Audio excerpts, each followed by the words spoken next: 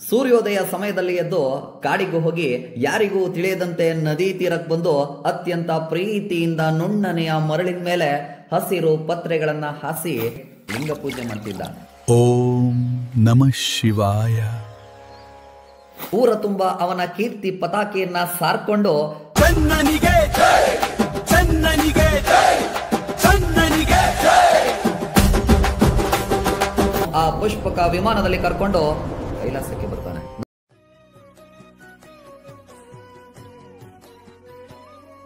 ದೇವನೊಲಿದನ ಕುಲವೇ ಸತ್ಕುಲ, ಅಂದ್ರೆ ದೇವರು ಒಲಿದ ಕುಲವೇ ಒಳ್ಳೆಯ ಕುಲ.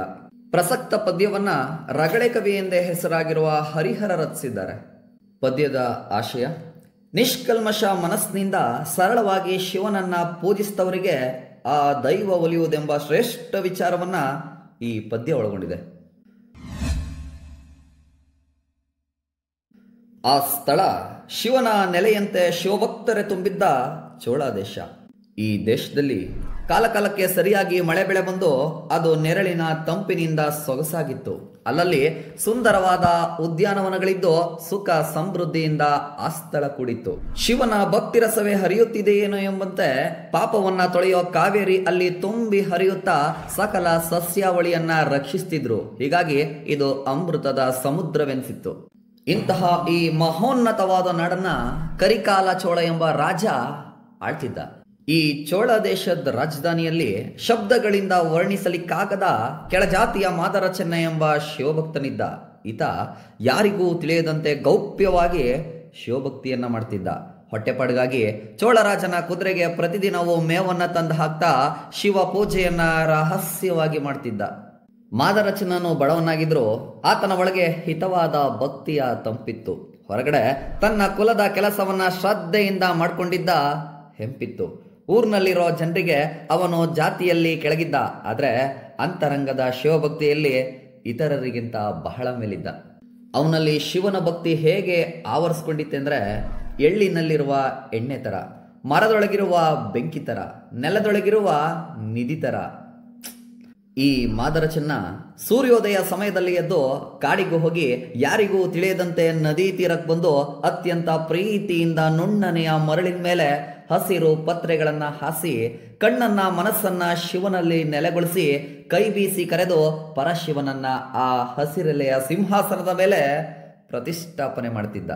ನಂತರ ಅತ್ಯಂತ ಸ್ನೇಹ ಭಾವದಿಂದ ಪರಿಮಳ ಬೀರೋ ಮಲ್ಲಿಗೆ ಹೂಗಳನ್ನ, ಸಂಪಿಗೆ ಹೂಗಳನ್ನ, ಮರುಗ, ಪಚ್ಚೆ, ದವನ, ಕೆಂಪನೆ ಜಾಜಿ ಹೀಗೆ ಬಗೆ ಬಗೆಯ ಹೂಗಳನ್ನ ಶಿವನಿಗೆ ಅಲಂಕರಿಸಿ ಸುರಗಿ, ಸುರಹೊನ್ನೆ, ಕೆಂಪು ಕಣಗಲೆ ಹೂಗಳಿಂದ ಸಿಂಗರಿಸಿ ಲಿಂಗ ಪೂಜೆ ಮಾಡ್ತಿದ್ದ.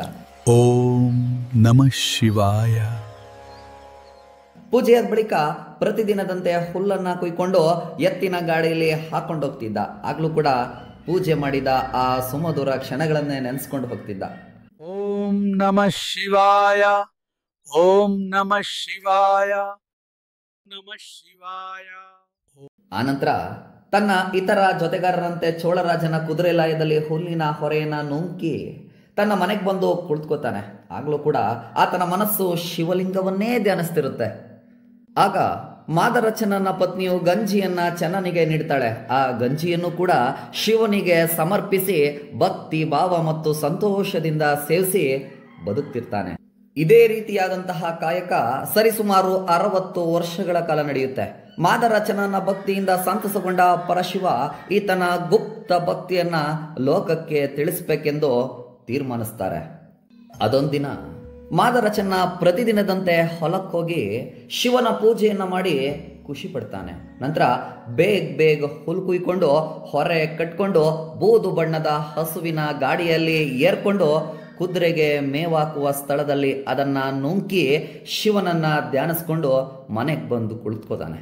ಆಗ ಆತನ ಹೆಂಡತಿ ಊಟಕ್ಕೆ ರಾಗಿಯ ಗಂಜಿಯನ್ನು ಮೆಲ್ಲನೆ ನೀಡ್ತಿರ್ಬೇಕಾದ್ರೆ ಚೆನ್ನನು ಶಿವನನ್ನ ನೆನೆಸ್ಕೊಳ್ತಾನೆ. ಮಾವಿನ ಹಣ್ಣಿನ ರುಚಿಯನ್ನ ಮೀರಿಸುವಂತಹ ಆ ಅಂಬಲಿಯ ಸುವಾಸನೆ ಶಿವಲಿಂಗವನ್ನ ತಾಕ್ತದೆ. ಅಮೃತದಷ್ಟು ರುಚಿಯಾಗಿರ್ತಕ್ಕಂತಹ ಆ ಅಂಬಲಿಯನ್ನ ಸೇವಿಸಬೇಕೆಂದು ಶಿವನಿಗೆ 100 ಮಡಿ ಬಯಕೆ ಆಗ್ತದೆ.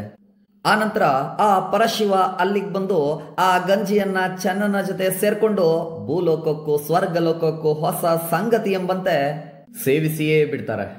ಇತ್ತ ಕಡೆ ಶಿವಭಕ್ತನಾದ ಚೋಳರಾಜ ದಿನನಿತ್ಯದಂತೆ ದೇವಾಲಯಕ್ಕೆ ಬಂದು ಕೈ ಮುಗಿದು ದೇವಲೋಕದ ದಿವ್ಯ ಅನ್ನವನ್ನ ನೈವೇದ್ಯಕ್ಕೆ ಬಡಿಸ್ತಾನೆ. ನಂತರ ಹಪ್ಪಳವನ್ನ, ಕೆನೆ ಹಾಲು ತುಂಬಿದ ಮಣ್ಣಿನ ಕುಡಿಕೆಗಳನ್ನ ಹಾಗೂ ತುಪ್ಪ, ಕೆನೆ ಮೊಸರು, ಸಕ್ಕರೆಯನ್ನ ಸಾಲಾಗಿ ಬಡಿಸಿ ಹಿಂದಕ್ಕೆ ಬಂದು ಯಾರೂ ನೋಡಬಾರ್ದೆಂದು ಪರದೆ ಹಾಕಿ ಶಿವನೇ ಸ್ವೀಕರಿಸೆಂದು ಪ್ರೀತಿಯಿಂದ ನಮಸ್ಕರಿಸಿ ನಿಲ್ತಾನೆ. ಆಗ ಆ ಪರಶಿವನು ಏನನ್ನು ಮುಟ್ಟದೆ, ಪರೀಕ್ಷಿಸದೆ, ರುಚಿ ಕೂಡ ನೋಡದೆ ಸುಮ್ಮನಿರ್ತಾರೆ. ರಾಜನು ಪರದೆ ಎಳೆದು ನೋಡಿ ಅಯ್ಯೋ ಕೆಟ್ಟೆನಲ್ಲ ಎಂದು ತನ್ನ ಕತ್ತಿಯನ್ನ ಕಿತ್ತು ಕೊರಳನ್ನ ಕತ್ತರಿಸಿಕೊಳ್ಳಿಕ್ಕೆ ಮುಂದಾಗ್ತಾನೆ. ಇದನ್ನ ಕಂಡ ಶಿವ ಚೋಳನ ಮುಂದೆ ಪ್ರತ್ಯಕ್ಷನಾಗಿ, ಏನಯ್ಯ ಕರಿಕಾಳ ಚೋಳ, ಸ್ವಲ್ಪವೂ ಯೋಚಿಸದೆ ಇಂತಹ ಕೆಲಸಕ್ಕೆ ಮುಂದಾಗಿದ್ದೀಯಾ? ನನ್ನಲ್ಲಿ ನಿನ್ನ ರಾಜಬುದ್ಧಿಯನ್ನ ತೋರಿಸ್ತಿದ್ದೀಯಾ? ನಿನಗೆ ಸ್ವಲ್ಪವೂ ತಾಳ್ಮೆ ಇಲ್ವಾ?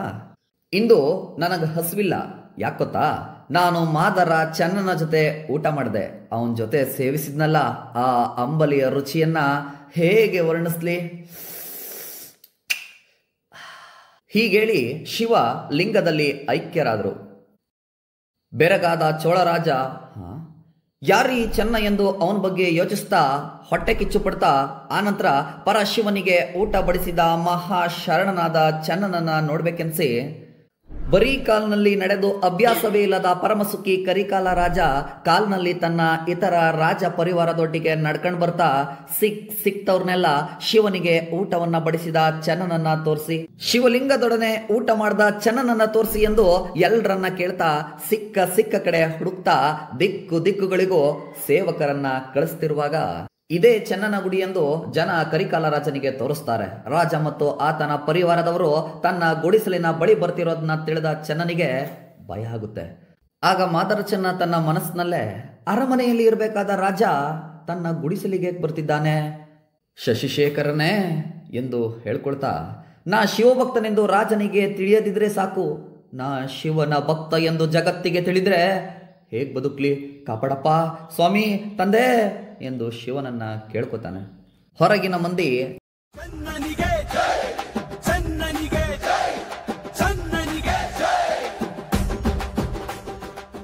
ಚೆನ್ನನಿಗೆ ಜೈಕಾರ ಹಾಕ್ತಿರುವಾಗ ಅವಸರವಾಗಿ ಬಂದ ಕರಿಕಾಳ ಚೋಳ ಚೆನ್ನನ ಕಾಲಿಗೆ ಸಾಷ್ಟಾಂಗ ನಮಸ್ಕಾರ ಮಾಡಿಬಿಡ್ತಾನೆ. ಆತನ ಕಾಲ್ಗಳನ್ನ ತನ್ನ ಎರಡೂ ಕೈಗಳಿಂದ ಹಿಡ್ಕೊಂಡು ನಿಮ್ಮ ಪಾದವನ್ನ ಬಿಡಲ್ಲ ಅಂತಿರ್ತಾನೆ. ಇದನ್ನ ಕಂಡ ಮಾದರ ಚೆನ್ನ ರಾಜ ಇದ್ದಕ್ಕಿದ್ದಂತೆ ಈ ರೀತಿ ಮಾಡ್ತಿರೋದನ್ನ ನೋಡಿ ಮುಜುಗರ ಪಡ್ಕೊತಾನೆ. ಎಲೈ ಚೋಳರಾಜನೇ, ಸೂರ್ಯವಂಶದಲ್ಲಿ ಜನಿಸಿದ ನೀನು ಕೀಳಾದ ಮಾದರ ಕುಲದಲ್ಲಿ ಜನಿಸಿದ ನನ್ನ ಗುಡಿಸಲಿಗೆ ಬರಬಹುದೇ? ನನ್ನ ಪಾದವನ್ನ ಹಿಡಿಯೋದು ಸರಿನಾ? ಪ್ರಶ್ನಿಸ್ತಾನೆ. ಆಗ ಚೋಳರಾಜನು, ಎಲೈ ದೇವನೇ, ಶಿವನೊಲಿದ ಕುಲವೇ ಒಳ್ಳೆಯ ಕುಲ, ನಿಜ ಶ್ರೇಷ್ಠವಾದ ಕುಲ. ಶಿವನೊಲಿದ ಜಾತಿಯೇ ನಿರ್ಮಲವಾದ ಜಾತಿ. ಶಿವನ ಜೊತೆ ಊಟ ಮಾಡಿದ ನಿನಗೆ ನಾನು ಸರಿ ಸಮಾನನಲ್ಲ. ಶಿವನನ್ನ ಒಲಿಸಿಕೊಂಡ ಸರ್ವಜ್ಞನೇ, ನಿನ್ನ ಚಪ್ಪಲಿಗೂ ನನ್ನ ತಲೆ ಸಮಾನವಲ್ಲ. ಅದರಿಂದ ನಾನು ನಿನ್ನ ಪಾದವನ್ನ ಬಿಡಲ್ಲ ಅಂತಾನೆ. ಆನಂತರ ನಿನ್ನ ಬಿಟ್ಟು ನಾನು ನರಕದಲ್ಲಿ ಇರಲಾರನೆಂದು ಮಾದರ ಚೆನ್ನನನ್ನ ಆನೆಯ ಮೇಲೆ ಕೂರಿಸ್ಕೊಂಡು ಊರ ತುಂಬ ಅವನ ಕೀರ್ತಿ ಪತಾಕೆಯನ್ನ ಸಾರ್ಕೊಂಡು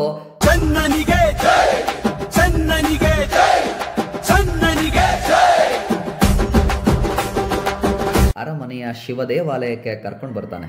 ಆನಂತರ ಆನೆಯ ಬಳಿಗೆ ಬಂದ ರಾಜ ತಾನೇ ಬಂದು ಆತನನ್ನ ಇಳಿಸ್ಕೊಂಡು ದಾನ ನಿಧಿಯಂತಿದ್ದ ಚೆನ್ನನನ್ನ ಮುಂದೆ ನಡೆಸಿ ಶಿವಲಿಂಗದ ಮುಂದೆ ಕರ್ಕೊಂಡು ಬಂದು ನೈವೇದ್ಯದ ಘಟನೆಯನ್ನ ಸವಿಸ್ತಾರವಾಗಿ ತಿಳಿಸ್ತಾನೆ. ಆಗ ಚೆನ್ನ ತನ್ನ ಗುಪ್ತ ಭಕ್ತಿಯನ್ನು ಎಲ್ಲರಿಗೂ ತಿಳಿಯುವಂತೆ ಮಾಡಿದ ಶಿವನ ಮೇಲೆ ಕೋಪಿಸ್ಕೊಂಡು, ಎಲೈ ಶಿವನೇ, ನೀ ಹೀಗ್ ಮಾಡಿದ್ ಸರಿನಾ? ಚೋಳರಾಜನಿಂದ ನನ್ನನ್ನ ಹಿಡಿದು ತರಿಸುವಂತಹ ತಪ್ಪು ನಾನೇನ್ ಮಾಡ್ದೆ? ನಿನ್ನಲ್ಲಿ ಗಣಪದೇವಿಯನ್ನ ಬೇಡಿದ್ನ? ಏನೋ ಗೊತ್ತಿಲ್ಲದೆ ಅರಿಯದೆ ಅಂಬಲಿಯನ್ನ ನೀಡ್ಬಿಟ್ಟೆ. ಇದೊಂದು ಕಾರಣಕ್ಕೆ ಹೀಗ್ ಮಾಡ್ಬಿಟ್ಯಾ? ಚಂದ್ರಶೇಖರ ಶಿವನೇ, ನೀನ್ ಮಾಡೋದು ಸರಿಯೇ?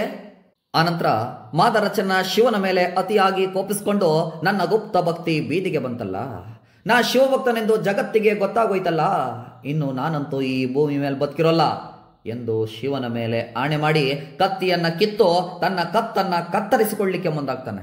ತಕ್ಷಣವೇ ಲಿಂಗದಿಂದ ಹೊರಬಂದ ಪರಶಿವ, ಎಲೇ ಶಿವಭಕ್ತನೇ, ಆಲೋಚನೆ ಮಾಡದೆ ಎಂತಹ ಕೆಲಸ ಮಾಡ್ತಿದ್ದೀಯಾ? ನಿನ್ನ ಭಕ್ತಿಯ ವಿಚಾರವನ್ನ ಚೋಳರಾಜನಿಗೆ ಹೇಳಿದ್ದಕ್ಕೆ ಇಷ್ಟು ಕೋಪವೇ ಎಂದು ಸಮಾಧಾನಪಡಿಸಿ ಚೋಳರಾಜನನ್ನ ಕುರಿತು, ನೋಡಯ್ಯ ಚೋಳ, ಗೌಪ್ಯವಾಗಿ ನನ್ನನ್ನ ಪೂಜಿಸುತ್ತಿದ್ದ ಮೌನಿ ಈತ. ಆಡಂಬರವಿಲ್ಲದ ಲಿಂಗಾಭಿಮಾನಿ ಈತ ಎಂದು ಚನ್ನನನ್ನ ಕೊಂಡಾಡುತ್ತಿರುವಾಗ ದೇವತೆಗಳು ಹೂಮಳೆಯನ್ನು ಸುರಿಸ್ತಾರೆ.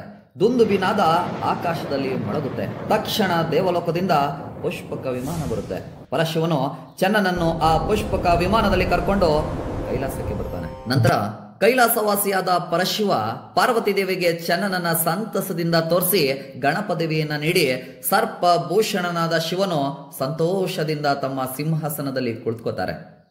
ಇದೇ ರೀತಿಯ ಪ್ರಥಮ PUC ಪಟ್ಟಿಗಳಿಗಾಗಿ ನಮ್ಮ ಚಾನಲ್ನ ಸಬ್ಸ್ಕ್ರೈಬ್ ಮಾಡ್ಕೊಳ್ಳಿ. ಹೊಸ ವಿಡಿಯೋದ ನೋಟಿಫಿಕೇಶನ್ಗಾಗಿ ಪಕ್ಕದ ಗಂಟೆ ಗುರುತನ್ನು ಒತ್ತಿ. ಏಕಾಗ್ರತೆ ಮತ್ತು ಕಠಿಣ ಪರಿಶ್ರಮ ಸಾಧನೆಯ ಮೆಟ್ಟಿಲುಗಳೆಂದು ಹೇಳ್ತಾ ಈ ಸಂಚಿಕೆಗೆ ತೆರೆಯುತ್ತಿದ್ದೇನೆ. ಸಿಗೋಣ ಮತ್ತೆ. ನಮಸ್ಕಾರ.